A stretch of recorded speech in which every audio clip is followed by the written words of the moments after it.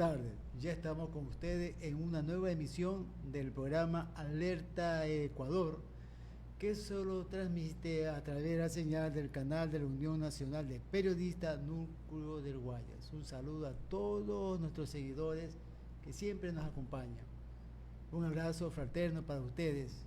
Hoy contamos con la grata presencia del máster Juan Centurión Onofre, expresidente de la Unión Nacional de Periodistas Núcleo del Guayas, es catedrático universitario de la Facultad de Comunicación Social de la Universidad de Guayaquil, escritor, investigador y periodista de toda la vida. Hoy, amigos, se recuerda 57 años de la masacre estudiantil por el libre ingreso a la universidad pública, hoy 29 de mayo. Eso ocurrió el 29 de mayo de 1969, donde los estudiantes, en este caso bachilleres, el movimiento estudiantil, logró expresarse a través de una lucha justa por el libre ingreso a la universidad. Es que antes los pobres no podían ingresar a la universidad. Los hijos de los trabajadores, del hombre humilde, rara vez entraba uno cuanto a la universidad, porque estaba la universidad sumamente controlada por las élites. Solamente los hijos de los pudientes podían ingresar. Esta injusticia, esta desigualdad llegó a la conciencia de aquellos jóvenes que se rebelaron contra este sistema injusto. Y ellos se expresaron a través de una jornada de lucha. Ellos se tomaron la Universidad de Guayaquil, se tomaron la casona universitaria, lugar donde ocurrió la masacre. Ahí se calcula, historiadores más o menos han expresado a través de su narrativa de que hubieron más de 300 muertos. Bueno, pero se logró esa conquista que costó sangre y sacrificio para aquella generación gloriosa que logró conquistar el libre ingreso de la universidad. Hasta que en el año 2010, un gobierno disque de izquierda, un gobierno que supuestamente está con todos los hechos históricos que ha tenido el pueblo ecuatoriano, que se catalogaba de izquierda, puso nuevamente el examen de ingreso. Eso ocurrió en silencio, nadie dijo nada, nadie protestó.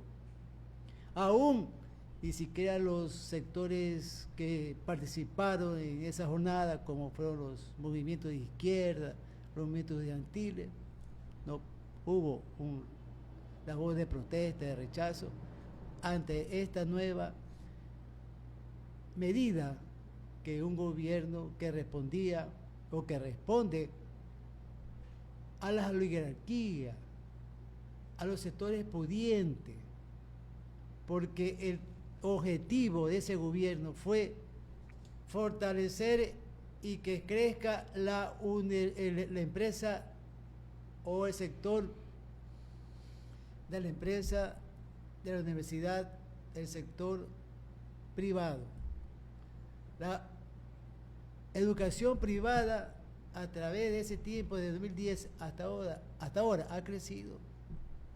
Vemos universidades que han salido, que cuentan con una gran infraestructura, universidades que han elevado su rédito económico, pero vemos una universidad pública aplastada, una universidad pública que prácticamente ni la vemos. Ahí está la Universidad de Guayaquil, esa ciudadela que era tan pujante, tan activa, se veía ahí la concurrencia del estudiante, de los profesores. Ahora eso parece un cementerio. Nadie ahora así puede ingresar fácilmente a la universidad. Pero veamos nosotros las universidades privadas, son monumentos. Ese fue el propósito más o menos que ese gobierno favoreció al sector de la educación privada. ¿Quién perdió? Los pobres. ¿Quién perdió? Los estudiantes que hoy no pudieron y no pueden ingresar a la universidad. Dice que son casi 4 millones de estudiantes de una generación perdida. Que esa generación actual que se perdió con ese ingreso a la universidad, es la generación que va a estar pues, en su gran mayoría desempleada, metida en el asunto de la droga, en la delincuencia. Esa es la generación. Eso pasó. Que eso hay que denunciarlo, hay que decirlo. Y nosotros tenemos que decirlo porque aquí hacemos un periodismo objetivo, real, de lo que pasa en el Ecuador. Por eso hemos invitado aquí al compañero periodista Juan Centurión, un investigador de los hechos históricos y trágicos de este país. Juan ha escrito un libro sobre lo que ocurrió en 29 de mayo de 1969. Es más, en años pasados también hizo un video, hizo un documental sobre aquella fecha fatídica y entrevistó a los personajes, a los actores que tuvieron en esa jornada. Que después de la entrevista con Juan le invitamos a ustedes, amigos, que vean el video, que lo vamos a proyectar, muy importante, que más que nada revela la verdad, lo que ocurrió aquel 29 de mayo de 1969, donde se masacró a los estudiantes, a los bachilleres. Entonces, Juan, como ya hemos indicado, tú has escrito sobre esa acción, esa masacre, ese acto trágico, para una vez más para el pueblo, para estudiantes, además hiciste tu documental. ¿Cuál es tu experiencia, cuál es tu criterio de lo que pasó aquella fecha? Bueno, primero muchas gracias por la invitación. Efectivamente, lo que ocurrió en 1969 con los bachilleres, que ellos plantearon la democratización de la educación superior, porque en aquella época los hijos del pueblo no podían ingresar a la universidad porque había el examen de ingreso, y como la universidad, como el resto del país, estaba controlado por las élites económicas, que las élites estas oligárquicas se creen que son superiores a todos, cuando son superiores solamente para robar dinero del Estado. Y entonces ellos controlaban el ingreso a la universidad. Un afroecuatoriano no ingresaba a la universidad, por más inteligente que sea, solamente por el hecho de ser afroecuatoriano. ¿Tú conoces a algún médico graduado de esos años por ahí? O alguien de algún indígena, por el apellido no lo dejaban, o algún cholo nuestro, tampoco, solamente por el apellido, pues. Ingresaban a la Universidad de Guayaquil los hijos de las élites, nada más. En la Facultad de Medicina eran hijos de los grandes médicos de éxito, llenos de dinero, llenos de plata, y en general toda la universidad. El decano, o los decanos eran de las élites económicas, de las oligarquías. En ese ambiente se fue creando un cultivo de protesta de los bachilleres que se graduaban, pero no podían ingresar a la universidad por ese discrimen. Iban, por más inteligente que sea, podía dar el examen. Así haga un excelente examen, no le daban la matrícula. Porque había dos dos filtros, el examen y lo que ellos denominaban el cupo. Entonces, por decir, para medicina había 80, un cupo de 80 personas, estudiantes en ese año. Pero se presentaban 500 estudiantes. De los 500 pasaban 450. Entonces ahí le decían, a ver, señores, no hay cupo para tanto, solamente para 80. El resto espera hasta el próximo año. Y el próximo año venía otro grupo y así sucesivamente hasta que la gente ya se cansó, estudiantes del Borja Lavalle, del Huancavilca, en fin, del Rita Lecumberri, del Vicente Rocafuerte. Se fueron cansando y se organizaron en lo que se denominó la Federación Ecuatoriana de Estudiantes Secundarios. Y además la FEUE, que tenía en aquella época tenía una actitud valiente de defensa de los intereses nacionales, asumió también la idea y hicieron un congreso en Cuenca, y donde la FEUE nacional decidió apoyar el tema y solicitar el tema de la eliminación del examen de ingreso y por consiguiente el ingreso libre de los estudiantes sin necesidad de este mañoso examen de ingreso. ¿Qué ocurre? Que se sucedieron una serie de hechos, ¿no? Porque las reclamaciones ya se dieron en las calles. Los jóvenes, como tú sabes, el Borja, y quedaba ahí donde era el Ana Paredes de Alfaro, que tampoco el Ana Paredes de Alfaro está ahí, claro, en Chimborazo y Sucre. Ahí quedaba el Borja Lavalle, que es el centro. Sí. Entonces los del Huancavilca, que estaban acá por la Boca del Pozo, al final de la calle Rocafuerte y Julián Coronel, podían irse para allá. Entonces el inicio de esto, habían manifestaciones, pero decidieron hacer una gran asamblea en la noche, como a las 10 o 9 de la noche, por ahí, en el colegio, en el Borja, y acudieron más de 300 estudiantes de diversos colegios para exigir al gobierno pacíficamente que elimine, pues, y a la universidad, al Consejo Universitario de la Universidad de Guayaquil, cuyo rector en aquella época un arquitecto Uvilla, que era encargado, ¿no? Pero era tan perro este Uvilla que no les daba paso a las reclamaciones de los bachilleres, y a estas reclamaciones de los bachilleres se unieron muchos estudiantes universitarios afiliados a la FEUE. Y entonces ahí en esa asamblea que hicieron en el Huancavilca, que en la práctica se inició, se redobló la lucha. ¿Por qué? Porque los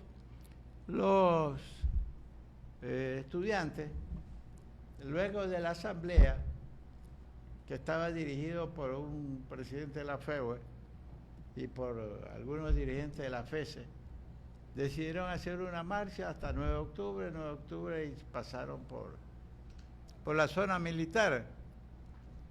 Y como la policía trabaja, no solamente ahora, sino siempre, con provocadores, con agentes policiales secretos, que están van en la marcha y son los más provocadores, los que más gritan, los que más tiran piedras, es provocador. Al pasar a la zona militar, estos policías provocadores, que no iban vestidos como policías, sino de civil, haciéndose pasar por estudiantes, le tiraron una bomba molotov a la guardia de la zona militar, y en ese momento parecía que todo estaba pautado.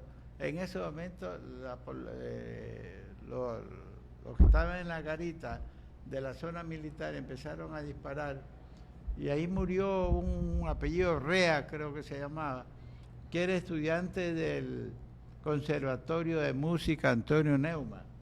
Él era estudiante ahí. Ah, ya. Lo asesinaron los militares, pero por una provocación, porque tiraron una bomba molotov y los militares respondieron. Pero muchos estudiantes de aquella época decían que los que habían lanzado eran la misma policía vestidos de civil. Entonces, ahí fue el corre-corre, porque la policía empezó a disparar, lanzar bombas, etcétera, etcétera. De dentro de la zona salió un grupo más de militares para perseguir y meter presos a los que se pudieran detener. Pero al día siguiente, la noticia de la muerte de Rea, estudiante de música, los estudiantes se enardecieron y al día siguiente empezaron a haber manifestaciones de rechazo, y cuando lo enterraron a Rea, también acudió gran cantidad de gente, fue la primera víctima en estas reclamaciones. Y siguieron, y ya hubo un enfrentamiento en la universidad. Eran lo que se llamaban, se formaron los que dominaban la universidad, formaron un grupo que se llamaba los carabineros. ¿Por qué los carabineros? Porque esta gente, estudiantes de diversas facultades de mucho dinero, como eran ricos, ellos tenían escopetas modernas para la época, de repetición, y ellos consiguieron esta clase de armas y se exhibían de frente y la policía no le decía nada. Por eso, y hay fotografías, no es que es invento, hay fotografías de la época donde estos carabineros, que eran estudiantes de diversas facultades, hijos de ricos, se mostraban en las fotos con sus armas de fuego. Y entonces ya empezó a parcializar los grupos, ¿no? Los que estaban a favor, los que estaban en contra de el libre ingreso a la universidad. Hubo una huelga y entonces los que estaban a favor de que se elimine el examen de ingreso se tomaron prácticamente la ciudadela universitaria toda y paralizaron las clases y paralizaron también el proceso de examen. ¿Por qué los estudiantes se tomaron la ciudadela? Porque cada facultad tomaba el examen, convocaba y tomaba el examen, cada facultad. Entonces, los estudiantes se tomaron las facultades para impedir que se haga el examen de ingreso, que siga el examen de ingreso. Ellos estaban solicitando la eliminación del examen de ingreso, el libre ingreso de los estudiantes a la universidad. Y también el aumento del presupuesto que el Estado destinaba para el funcionamiento de la universidad. Ninguna de esas dos cosas eran satisfechas y el lío empezó a fines o por mitad del año 1968. Y esta situación cada día se volvía más agresiva, más violenta, hasta que llegamos ya al año 69, 1969, enero, y seguían las manifestaciones y seguían, luego los estudiantes, los que estaban a favor de la eliminación, se tomaron la casona universitaria, luego los carabineros los desalojaron a los estudiantes de ahí, habían enfrentamientos entre las partes, habían manifestaciones, y ya no solamente el compañero Coquín Alvarado, con otros compañeros que mal no recuerdo, creo que Miranda, el chino Quintero y otros, se tomaron el Consejo Nacional de Educación que funcionaba en Quito, se tomaron pidiendo la eliminación viajaron a Quito y se tomaron. Pero después, como a los 2 o 3 días de estar posesionados, fue la policía y los maltrató y los llevó presos. Los desalojó. Los desalojó y maltratándolos de mala manera. Pero esta situación obligó a que los estudiantes secundarios de Quito salgan en manifestación, como los estudiantes del Colegio Mejía, porque el Colegio Mejía es un colegio como el Vicente Rocafuerte. Y salieron a las calles y a manifestaciones, inclusive llegaron hasta el Palacio de Gobierno, que Velasco Ibarra era el presidente de este país de las oligarquías, el que gobernaba. Y entonces Velasco quería terminar con estas algarabías, todo el mundo, las oligarquías le pedía que termine con las manifestaciones y no, en lugar de acceder a la petición de la mayoría de los estudiantes secundarios del país ya, porque ya en ese sentido no solamente era Quito, Guayaquil, Cuenca, Loja, Puerto Viejo, Esmeralda, Machala, donde había universidad, ahí estaban las manifestaciones, y donde había colegios, ahí estaban las manifestaciones. Era a nivel nacional. Entonces por eso es que Velasco decía que era que lo querían tumbar a él, cuando ese no era el propósito. Y un día de eso, la policía va y lo detiene a Jorge el Reino, que era del Partido Socialista Revolucionario. Dirigente obrero. Lo detiene a el que era secretario general de la Federación Provincial de Trabajadores, a Bolívar Sandoval. Lo detiene a varios que no tenían nada que hacer. Pero Velasco estaba obsesionado que lo querían tumbar y que esta gente de izquierda. Se llevaron presos a algunos miembros del Partido Comunista. Y es una cuestión interesante que en una entrevista que nosotros le hicimos a Arnaldo Soriano, lamentablemente Arnaldo ya falleció, Arnaldo nos dijo que el grupo, los estudiantes que estaban protestando y que estaban solicitando esto de la eliminación del examen, no pertenecían a ningún partido político, sino que era la necesidad de estudiar. Entonces, claro que los estudiantes en sí tenían simpatía. En aquella época estaba el Che Guevara, el héroe mundial, pues el Che Guevara. Habían jóvenes de la Juventud Comunista, del Partido Socialista, jóvenes del MIR, de Auxiri, de Vencer o Morir, de varios de estos grupos de izquierda, pero que no es que se organizaron para, entre estas facciones u organizaciones, sino que fue algo espontáneo.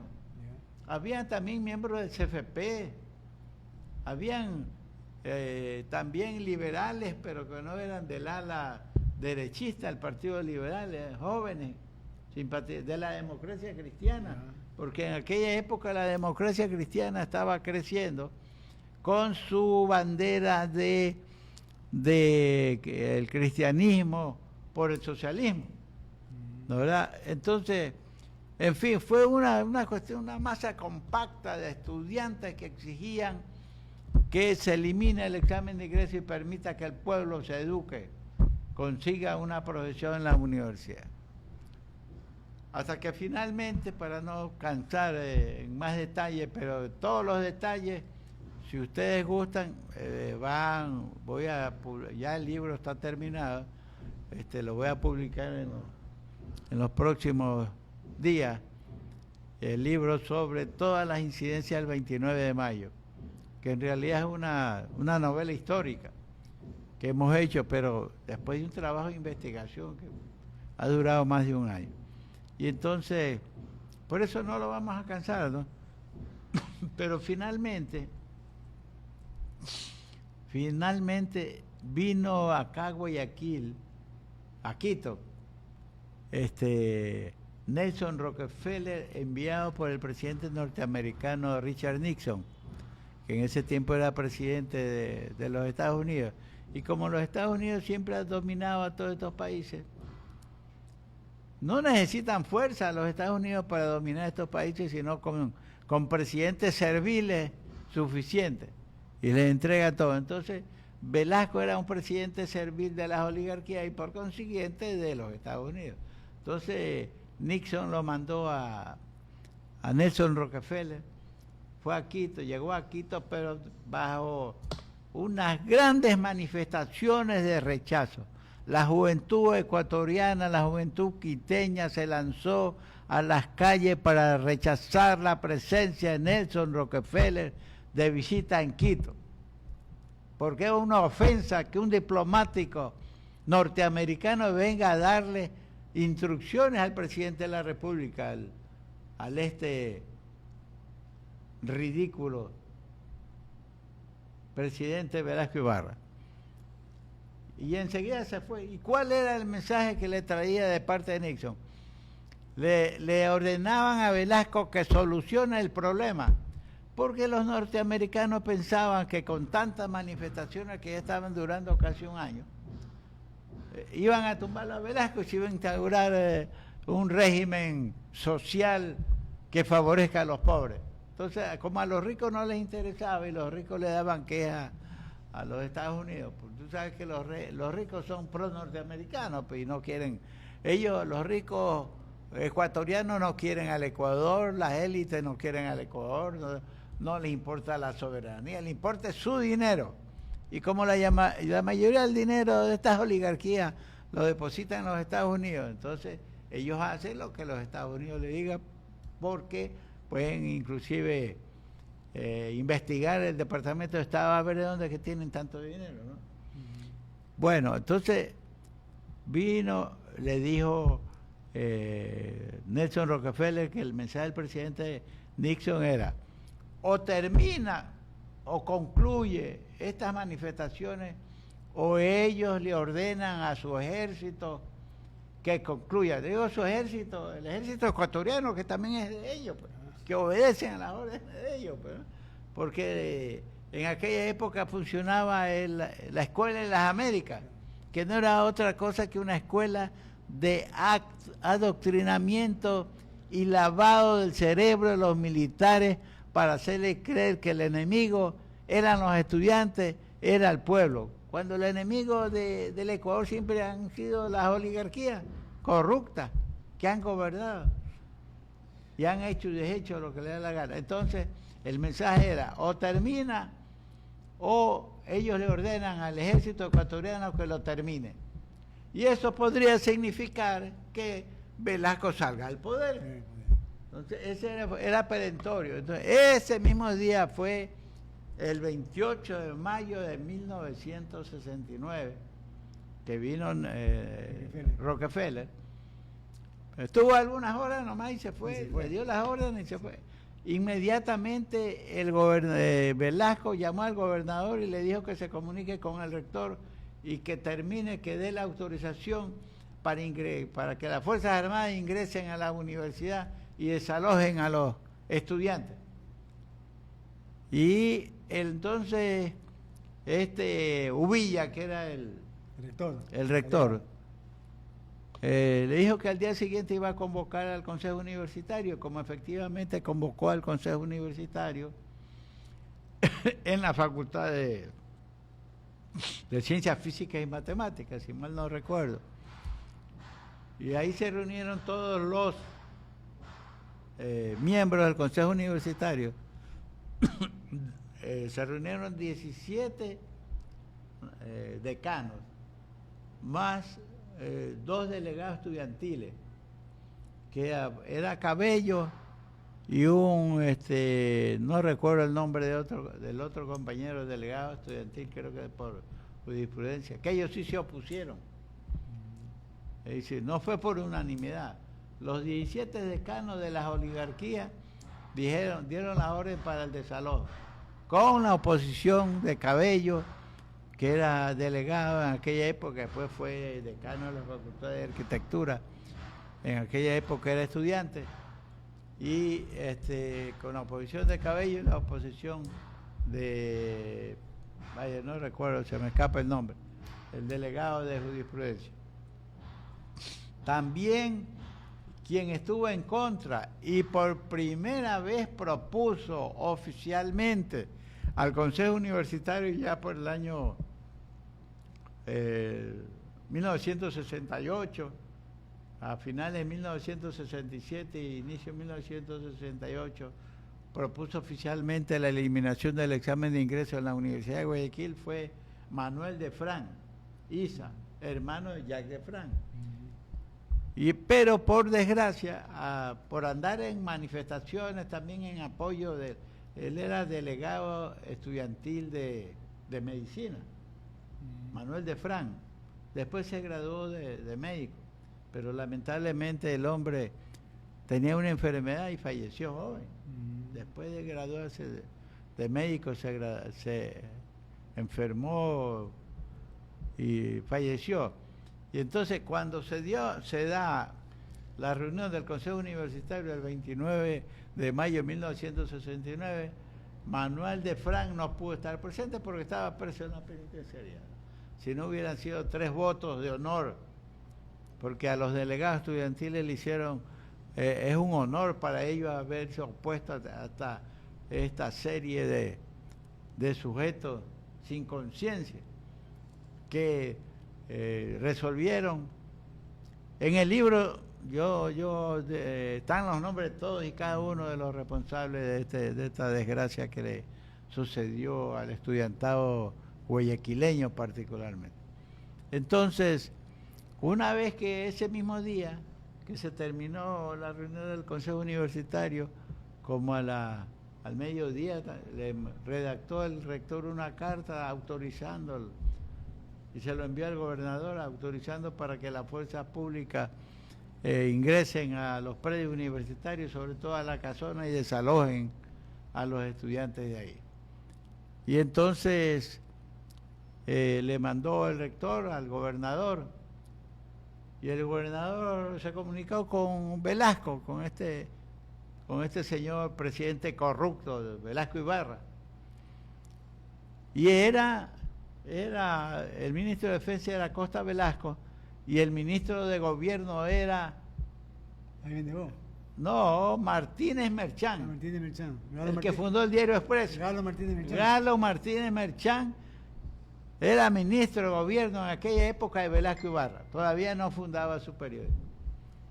Bueno, entonces ellos actuaron y tienen de alguna forma responsabilidad en la muerte de tantos estudiantes.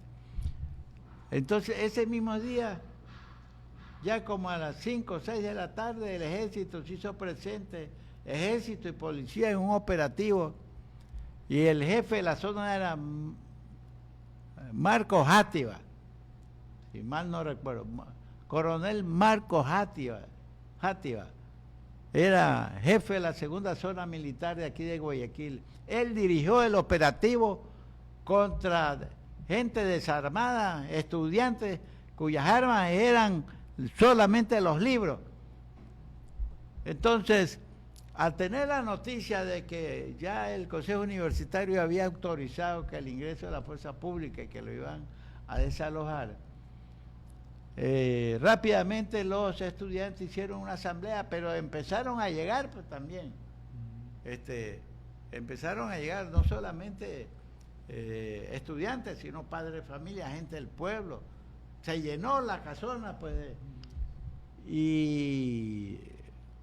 pero previamente, en este mismo interín, llegó Jorge Zavala Vaquerizo, que era vicepresidente de la República. Fue vicepresidente de Velasco Ibarra, pero como en aquella época, de acuerdo a la constitución de esa época, se podía votar indistintamente por el presidente y escoger otro vicepresidente. Entonces ocurrió que el candidato a vicepresidente de Velasco Ibarra, que era, creo que era, ¿cómo que? Sicuré. Víctor Sicuré. Sí. No salió electo, salió que era del liberal. El doctor Jorge Zavala Vaquerizo. Era binomio de Córdoba, ¿no? ¿Ah? Binomio de F. Córdoba, ¿no? Zavala Vaquerizo. Porque el candidato al presidente era Córdoba, creo. Creo que sí, sí. No recuerdo, pero el total es que Velasco hizo fraude porque Velasco era apoyado por las oligarquías guayaquileñas. Claro. Y entonces, como siempre, las oligarquías guayaquileñas han hecho fraude. ¿Quién no sabe eso? Más de 100 años hacen fraude y le hacen creer a este pueblo estúpido que ellos son los que eligen el presidente. Cuando a través de los medios de comunicación lanzan sus ideas y la gente cree en esas estupideces y vota por los candidatos de las oligarquías, que el que gane va a ser la misma estupidez. Y eso, la historia está ahí, pues, por decirlo, durante la época democrática del año 79, que empezó la nueva era democrática, todos los presidentes han sido corruptos y todos han cometido acto de corrupción que ha trascendido. Bueno, entonces, Zavala Vaquerizo como vicepresidente, él había hecho gestiones ante las autoridades, ante el gobernador, ante el ministro de Defensa, que no vayan a meter al ejército porque puede haber una mortandad ahí, pues, con los estudiantes que están desarmados. Pero entonces él fue a decirle: miren muchachos, en la asamblea, miren muchachos, yo los estimo, estoy con ustedes, comprendo su petición, pero ustedes están corriendo peligro porque Velasco ha ordenado que entre el ejército y los desaloje a ustedes. Y yo estoy temiendo que pueda haber una desgracia aquí. Entonces, dicho eso y alguna cosa, y el hijo de Jorge Zavala Vaquerizo, Jorge Zavala Ega, sí, también en esa época era estudiante de Derecho. Creo que era delegado estudiantil de Derecho, alguna cosa. Y en una ocasión él participaba en las manifestaciones y el hijo de Zavala Vaquerizo lo metieron preso, ¿eh? Y bien apaleado lo llevó la policía, porque la policía en aquella época te cogía preso, primero te apaleaban y después te llevaban preso. Entonces ese bautizo le dieron y ahí estaba el papá y el hijo en la asamblea de los bachilleres. Los bachilleres dijeron: bueno, le agradecemos su colaboración y su información, vamos a decidir aquí en asamblea si nos vamos o nos quedamos. Entonces efectivamente se fue Zavala y todo eso, y ahí estaba el presidente Pazmiño, era el presidente de la FEUE local, y estaban muchos, habían más de 300, 400 personas ahí, de estudiantes en la casona universitaria, y se llevó a votación si desalojan o se quedan. Entonces la gente decidió: nos quedamos. La mayoría dijo: nos quedamos. Entonces, pero se dio la opción: los que quieran irse, se van. Los que quieran quedarse, se quedan. Es voluntario. Entonces una inmensa mayoría decidió quedarse, si no eran delincuentes, no estaban pidiendo nada. Y también, y tal es así que Pazmiño,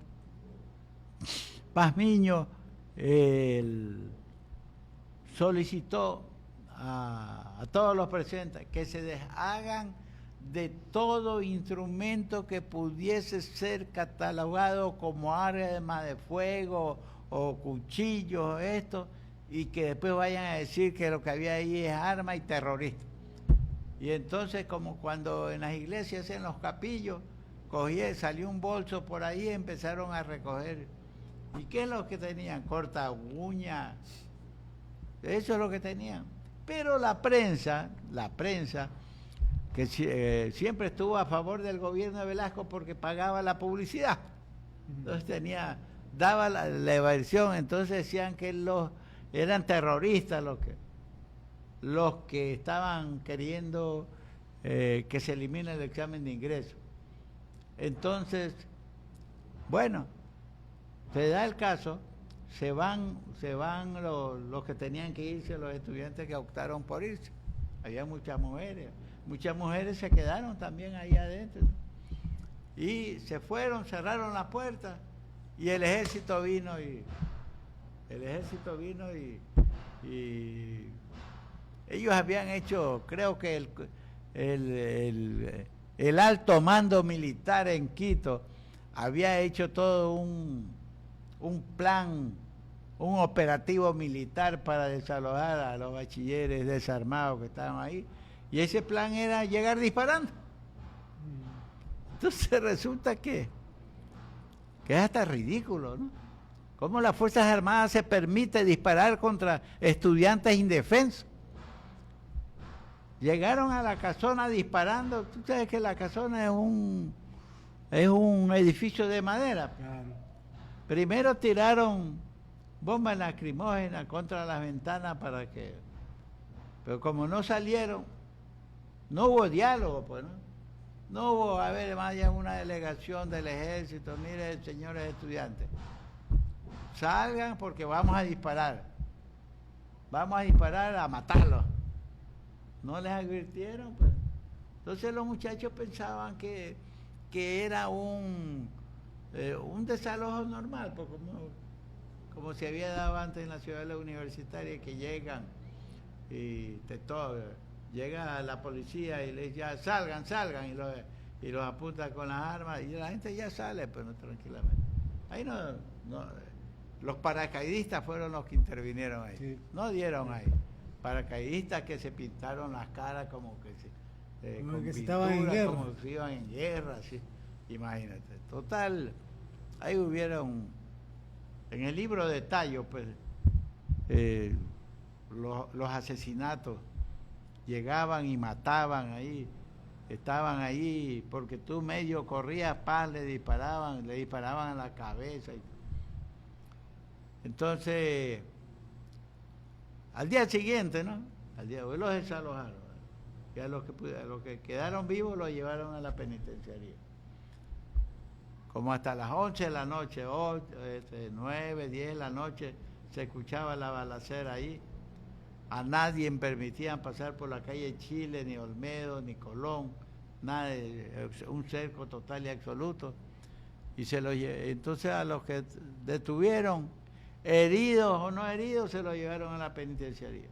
Allá empezaron a llegar heridos, fracturados, brazos fracturados, costillas. Cogieron como a 12 mujeres o 13 mujeres que hasta muchas llegaron semidesnudas porque le habían roto la ropa y todo. Y una serie de cosas ahí que en el libro hay testimonios en que los militares a los que estaban muertos lo registraban la cartera para ver qué se les podían llevar. Y al día siguiente la prensa, ¿no? Esta prensa, no sé cómo calificar, a pesar que somos periodistas, y hemos trabajado al interior de la prensa. Yo siempre digo, pues, los medios. Hemos trabajado al interior de los monstruos de comunicación y conocemos sus extraños. Entonces la prensa empezó al día siguiente, muertos y balaceras en la casona, cuando los estudiantes dispararon contra la fuerza pública que se acercaba desalojada desde la ventana de la casona a disparar. Que era mentira, pues. Nunca hubo disparo, nunca hubo nada. Entonces, eso sacaba de toda la prensa. 6 muertos. 6 muertos, eran como más de 50 muertos.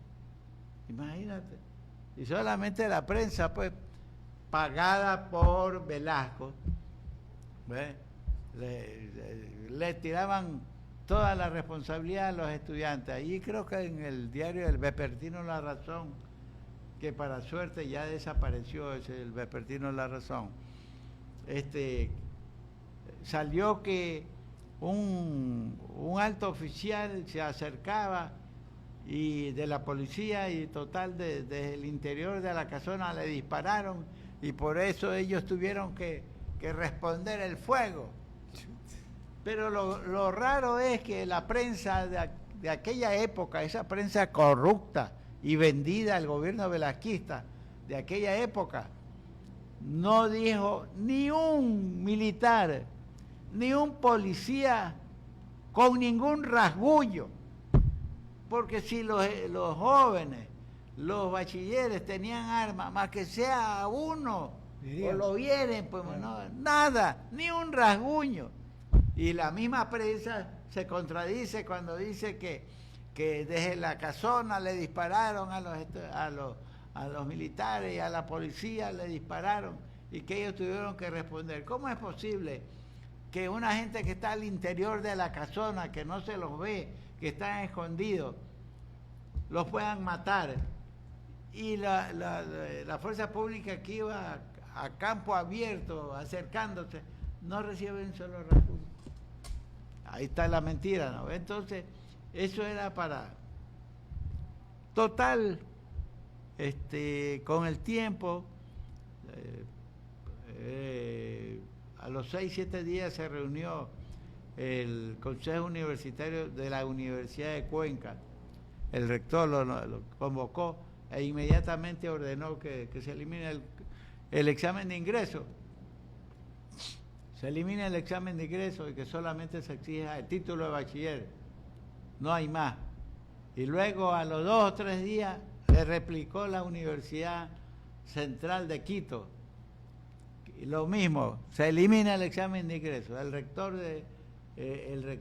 de la Universidad Central de Quito era El doctor Mena, no. El doctor Mena, no. No, era Manuel Agustín Aguirre. Este insigne intelectual, Manuel Agustín Aguirre. Él era rector en aquella época y ordenó que suspendan la petición del examen de ingreso. ¿Y qué pasaba aquí en Guayaquil? Estos cerdos del Consejo Universitario de aquí de Guayaquil, que habían ordenado indirectamente la mortandad de estudiantes, que para el año 70... ¿Se oponían todavía? Sí, que para el año 70 se permita el libre ingreso a la universidad. Para el año 70. Cuando ya la Universidad de Cuenca, la de Quito, la de Loja y otras de aquí de la costa ya habían eliminado el examen de ingreso, la universidad, el Consejo Universitario asesino. Y que la llevó a esa jornada fueron los estudiantes guayaquileños. Bueno. Claro, que para el año 70. Y de ahí por ahí ya dijeron, no, bueno, ya vamos a dejar al criterio de cada facultad que diga. Pero el Consejo Universitario para el año 70, pero se deja al criterio en lugar de ordenar. Y entonces, precisamente hoy se cumple un año más, como tú bien lo dijiste, de ese acontecimiento que ha sido olvidado por las oligarquías, porque es una vergüenza para estos gobiernos corruptos que se han procurado es matar a estudiantes desarmados. En esta ocasión le cupo a Velasco Ibarra ese hecho sangriento. Bueno, es que Velasco tenía también todo un historial de matar estudiantes. Claro. Todo un historial de matar estudiantes. Te queremos hacer una pregunta en base de esta gesta heroica e histórica del movimiento estudiantil, de los jóvenes que ofrendaron su vida por una causa justa. Pero el gobierno correísta, ya en el 2010, promulga la Ley de Educación Superior y uno de sus argumentos para implantar el examen de ingreso en la universidad pública decía que la universidad ha perdido su calidad de educación, su nivel educativo, que la universidad es corrupta, que la universidad no está votando buenos profesionales. A nosotros nos consta del periodismo que hemos visto grandes profesionales en todas las ramas que han salido de la Universidad de Guayaquil. Tú fuiste profesor universitario, un profesor con un alto nivel académico, moral. ¿Por qué se le atribuyó eso a la universidad, que había que imponer nuevamente el examen de ingreso para mejorar la calidad de educación? Bien, ahí hay varias cosas. le voy en honor al tiempo, al poco tiempo que nos queda, le voy a resumir. El problema, efectivamente, creo que el 2010, 2009, 2010. el gobierno de Rafael Correa, argumentando que se necesitaba la excelencia académica, vino e impuso nuevamente el examen de ingreso. Así. De esa fecha para acá, miles de bachilleres no pueden ingresar a la universidad. Luego se preguntan las élites de aquí de Guayaquil y de Quito, que son los que mandan en este país, se preguntan, ¿de dónde salen los delincuentes? Pero señores, si no hay empleo, no hay trabajo, no pueden estudiar, no pueden conseguir una carrera profesional de educación superior. Ahí está, pues. Entonces, pero es lo mismo también, pues. Cuando es lo mismo, o sea, la historia se repite. Cuando el examen de ingreso estaba vigente y los bachilleres pidieron en el año 69 su eliminación, los que se oponían decían, no, es que el examen de ingreso es para determinar la excelencia académica de cada bachiller, para ver si está apto para ingresar a la carrera que quiere, y además, si está apto, pues va a contribuir a esa excelencia académica. Entonces todos argumentaban por la excelencia académica. Cuando vino el señor Correa dijo, no, también por la excelencia académica está entrando mucha gente mediocre a la universidad. Y empezó a sacar a todos los profesores, a la mayoría de los profesores de prestigio en la Universidad de Guayaquil. Y vayan a ver pues ahora la Universidad de Guayaquil cómo está, qué calidad tiene. Y fíjese, por eso Sauro ha tocado algo muy importante y que yo también me sumo. Nosotros fuimos estudiantes de la Universidad de aquí de Guayaquil, de la Facultad de Comunicación Social, y como yo le decía a un rector de la universidad, a León Roldós cuando fue rector, yo decía, yo me precio de ser estudiante de la Universidad de Guayaquil, porque ahí es que se han formado la inteligencia del Ecuador. A la prueba me remito yo soy hecho por la Universidad de Guayaquil, y yo sí me aprecio ser la inteligencia de este país, tú también. Nosotros estamos aquí defendiendo todavía los intereses de la mayoría de los estudiantes que no pueden estudiar, ingresar a una universidad. Eso se necesita inteligencia. Esa valentía nos da la inteligencia y el conocimiento de la justicia que estamos defendiendo. Entonces, vino el señor Correa y empezó a poner esos recién graduaditos de profesores. Vayan a ver pues cuál es la calidad actualmente. Y miles de bachilleres no pueden estudiar. Lo malo es que en aquella época había una juventud que respondía, pues, una juventud que sentía, que tenía conciencia social y que se daba cuenta que los gobiernos eran gobiernos corruptos y salían a las calles a reclamar. Ahora nadie reclama, ahí están los bachilleres. Ahí creo que la otra vez vi una cifra escandalosa de bachilleres que no pueden ingresar a las universidades en todo el país, pero no hacen nada. ¿En qué época se organizaron? Sí. Y consiguieron el objetivo. Ahora no hay nada. No hay una juventud de relevo que defienda este país. No hay una juventud de relevo que quiera este país, que tenga patriotismo. No hay. Por eso es que abusan los poderes públicos. Bien, gracias amigos que nos acompañan en el programa Alerta de Ecuador. Te agradecemos la presencia de Juan Centurión en esta entrevista que ha narrado sobre tan importante y trágico hecho histórico que se ocurrió el 29 de mayo de 1969. También Juan ha escrito un libro que en poco tiempo ya estará publicado, se lo publicará, se lo pondrá a todos ciudadanos, a todo ecuatoriano como tú decías, que la nueva juventud, le pedimos a esa nueva juventud que lean el libro de Juan sobre la masacre del 29 de mayo a los estudiantes, a los bachilleres, para que sea un incentivo y que se tome conciencia de lo que pasa en este país. Así mismo los invitamos, amigos, a ver el documental de la autoría de Juan mismo, en la cual narra, entrevista a los personajes, actores que tuvieron en esa jornada sangrienta.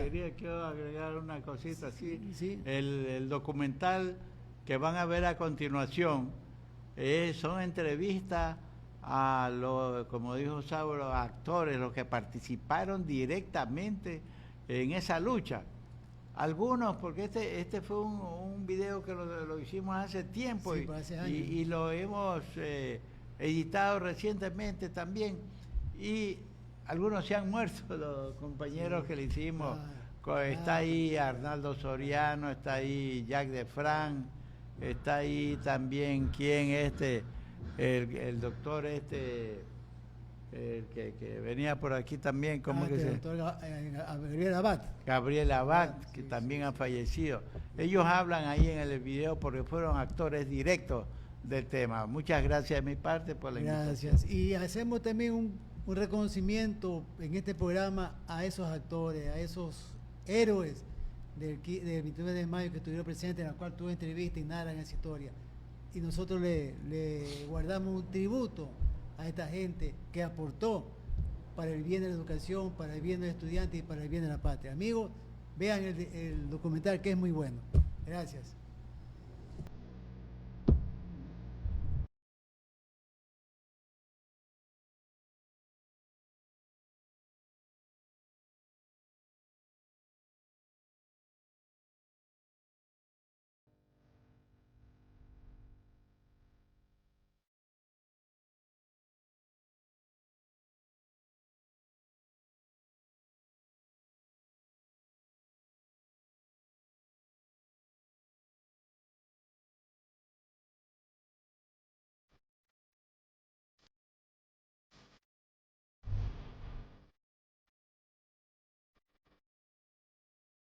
Cuando las élites crearon para su provecho personal al Estado ecuatoriano en 1830, establecieron como norma la permanencia del oscurantismo, dado que según sus criterios políticos, al carecer de conocimientos elementales, el pueblo ecuatoriano era y es más fácil engañarlos y dominarlos. Y esa máxima ha estado vigente en toda la historia del Ecuador. Los pocos derechos que hoy goza el pueblo ecuatoriano no han sido cedidos graciosamente por las oligarquías, sino que en muchas ocasiones han costado el derramamiento de sangre de los luchadores populares. Es lo que aconteció con el movimiento estudiantil del año 1969, que solicitaba la supresión del examen de ingreso para la universidad. Ahora los dirigentes sobrevivientes de esa masacre que llevaron a cabo las élites nos explican los detalles del movimiento estudiantil. El movimiento denominado Lucha de Bachilleres, librado en 1969, en realidad fue el insurgir, la explosión de la masa contra un sistema de cosas interno de la universidad totalmente cerrado y refractario al ingreso de alumnos o de estudiantes que no estuviesen relacionados con la élite, ¿no? Momento en que ocurrían los sucesos del 29 de mayo, yo ya había ingresado a la Universidad de Guayaquil bajo las condiciones del examen de ingreso, y con eso es que nosotros estamos luchando, porque el examen de ingreso no era un examen absolutamente académico, científico, como se esperaba, sino un examen selectivo.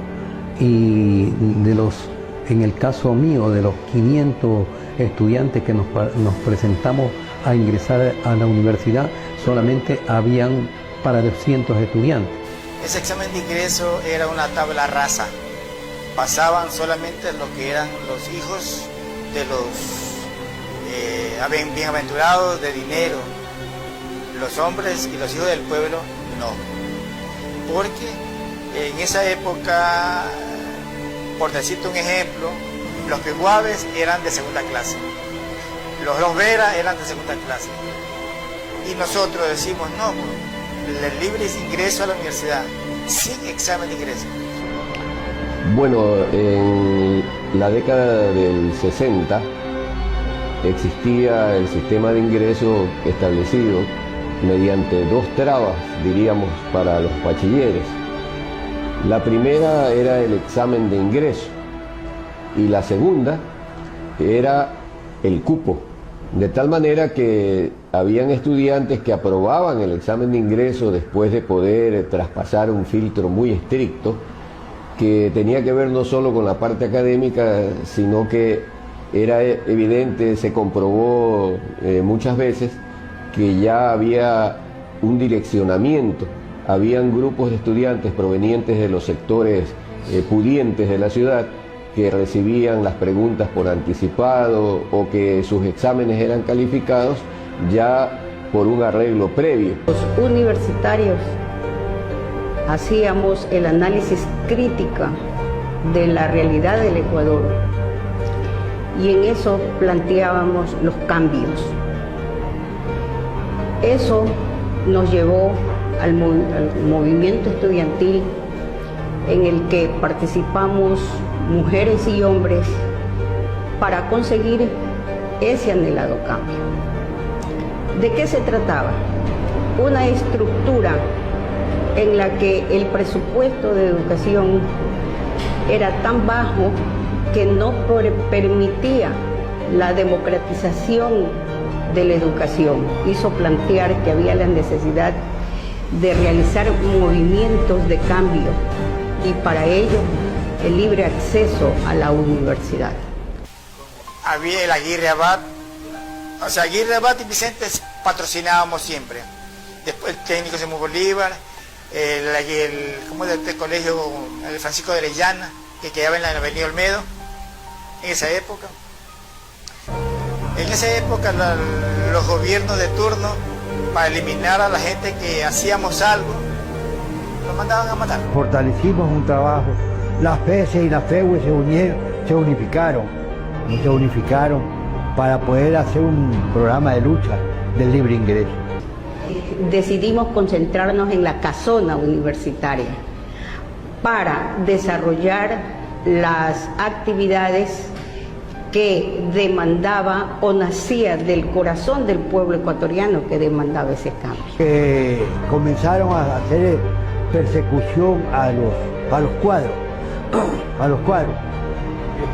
Detectaron, por ejemplo, dónde vivía, en ese entonces Solón Guerrero, que Solón Guerrero era el secretario general de la Juventud Comunista en ese entonces. Entonces había una presión también de muchos sectores de la prensa para que desalojen a los bachilleres de la casona, para que se reinicie ya el periodo lectivo, porque como todos saben, a principios de mayo comenzaban los periodos lectivos y la universidad estaba paralizada. La lucha se concentró básicamente en Guayaquil, pero Cuenca, Quito, Portoviejo y otras ciudades del país, en Esmeraldas, en Loja. Entonces ahí se dieron posiciones muy enconadas entre los que estábamos a favor, que dentro de los estudiantes universitarios éramos minoría, y la mayoría que no quería que los bachilleres entren libremente. Nos capturaron en la ciudadela universitaria, donde estábamos asediados en las diferentes facultades por grupos de estudiantes armados por la derecha.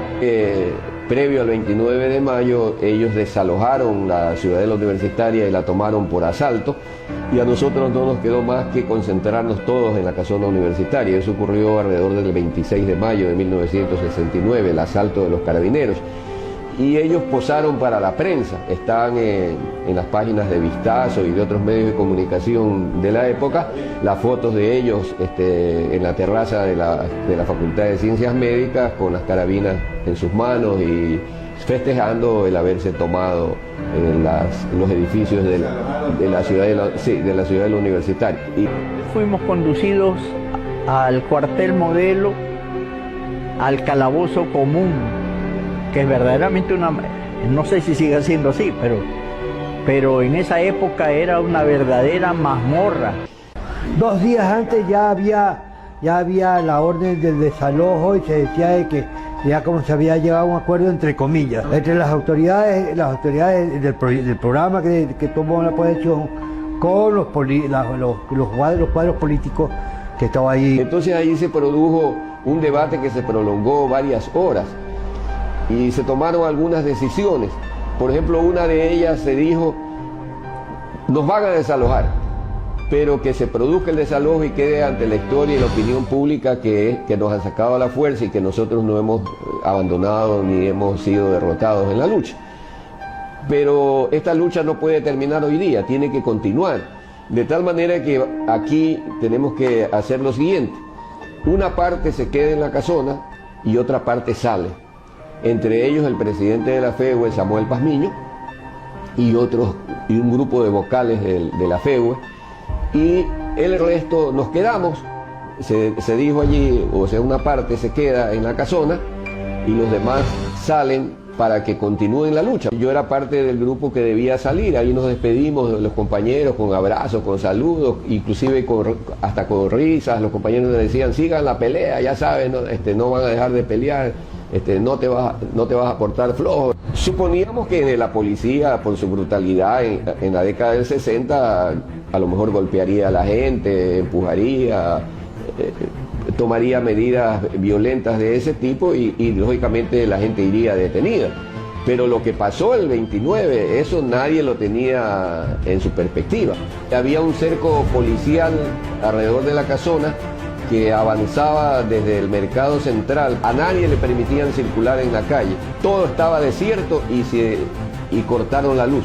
No había iluminación, era oscuro, totalmente oscuro. El cerco estaba para impedir que nadie se acerque a la casona, pero pasar y salir sí se podía. Entonces, inclusive había oficiales en varios sitios que decían a los que nos veían caminando hacia el cerco, apúrense, salgan que te quedan pocos minutos. Entonces nosotros caminamos, dimos la vuelta a la casona en dirección hacia la Asociación de Empleados, hacia el Colegio Tati. Caminamos y nos quedamos parados en el Colegio Tati para tratar de ver y observar qué es lo que iba a ocurrir. Creo que no habían transcurrido ni 5 minutos cuando parece que hubo una orden y todos los infantes de marina que estaban alrededor, que yo calculo serían unos 200, se pusieron su fusil ametrallador al hombro y dispararon hasta descargar las alimentadoras. Yo me encontraba en la salida, me encontraba en uno de los corredores de la casona, en la planta alta, y veía cómo las balas se incrustaban en la parte superior del piso del techo. Y muchos estudiantes, inclusive yo, tenía la intención de subir a ese lugar, ¿no? Pero las balas entraron en todo ese lugar, y como se probó posteriormente que regresamos a la casona universitaria, como la sangre caía desde el altillo que tiene el techo de la universidad. El militar que había desarrajado balas al salón y luego encendió la luz para ver cuántos habíamos caído. Entonces ahí a los vivos nos ordenaron ponernos de pie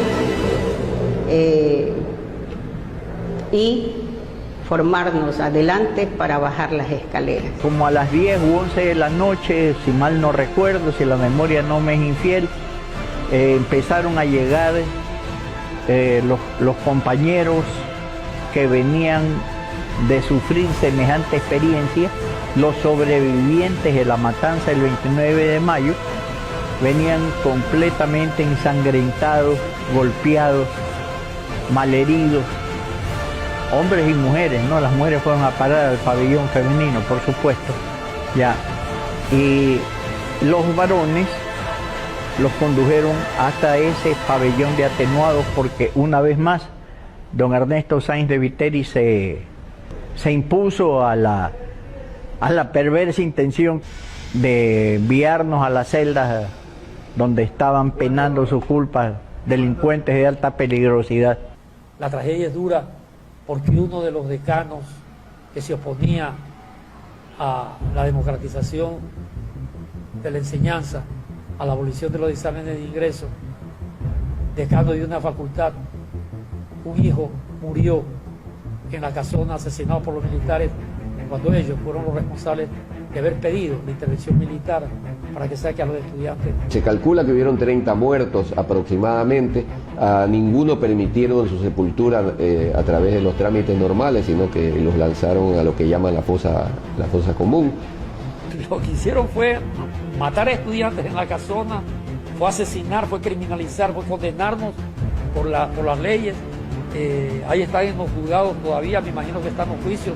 Acusaron, criminalizaron, la palabra criminalización significa que nosotros éramos los criminales y ellos eran los buenos, y nos condenaron por eso. Fue de hecho, fue de facto, fue de fuerza que nosotros impusimos una tesis de democratización de la enseñanza. Posteriormente ya hubo una reclamación mucho más fuerte de todo el país y el Consejo Universitario, que fue quien permitió que se haga ese vejamen contra la universidad, ¿no? Fue duramente criticado. La tropa se retiró en la madrugada, cuando llegamos no estaban, así que nosotros nos trepamos las verjas de las casonas, entramos y la casona se convirtió como en un sitio de peregrinación. La gente espontáneamente de todos lados llegaba, se llenó. Y entonces ahí vimos las manchas de sangre en las paredes. Todo estaba de sangre, zapatos de hombres, zapatos de mujeres, levas ensangrentadas, camisas ensangrentadas, vestidos. Fue una masacre, una violación, pero ningún herido militar. Ningún herido. Salió que habían seis muertos en la prensa, pero militares ni rasguñados. Una vez que nos liberaron, se agudizaron las contradicciones dentro de la sociedad, se formó un frente de lucha y el gobierno tambaleó. El hecho brutal en sí generó una conciencia nacional y una conmoción social tremenda. La misma noche y al día siguiente habían manifestaciones en todas las ciudades del país donde habían universidades, inclusive en algunas que no habían universidades, igual como en Riobamba. Había movilizaciones de la gente, campesinos, trabajadores, asambleas, pronunciamientos, exigencias, y entonces el Consejo Universitario de la Universidad Central se reunió de emergencia y decidió abolir los exámenes de ingreso en la Central. Lo hizo la Universidad de Puerto Viejo, la de Cuenca y así sucesivamente. El Consejo Universitario de Guayaquil no abolió los exámenes de ingreso en el 69, tomó como decisión dar una amplitud y ser generosos en el ingreso del 69 de ese año y abolirlos a partir del 70, de tal manera que en Guayaquil el examen de ingreso no hubo desde el año 1970. Los autores intelectuales y materiales de la masacre nunca recibieron ninguna sanción, más bien, en el caso de los militares, muchos de ellos fueron ascendidos y condecorados, y los civiles luego ocuparon altos cargos en el sector público. El principal responsable de la masacre de los estudiantes fue el presidente de la República de aquella época, José María Velasco Ibarra, que ordenó a la fuerza de paracaidistas la intervención en la casona universitaria para desalojar a los bachilleres. También el gobernador de aquella época, Guillermo Cañizares Grasso, y desde luego pues el ministro de Defensa, Jorge Acosta Velasco, y los integrantes del Consejo Universitario, que fueron quienes solicitaron la intervención de la fuerza pública.